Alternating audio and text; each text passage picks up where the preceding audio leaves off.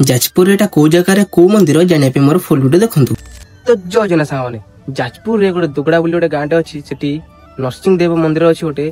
तो आज आम जाऊँ पूजा करने माँ को देह खराब बोली।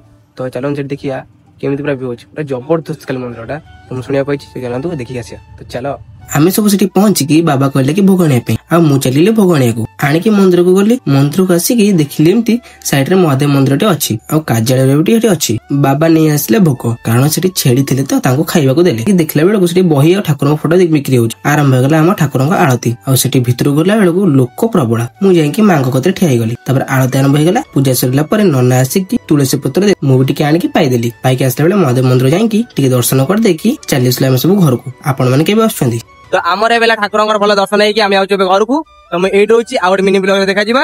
जदि आपन वीडियो भल लागथियो त लाइक करिए, कमेंट करिए, शेयर करिए आ कमेंट लिख देबे जय नरसिंह देव। तो मैं एट रोची जय जगन्नाथ।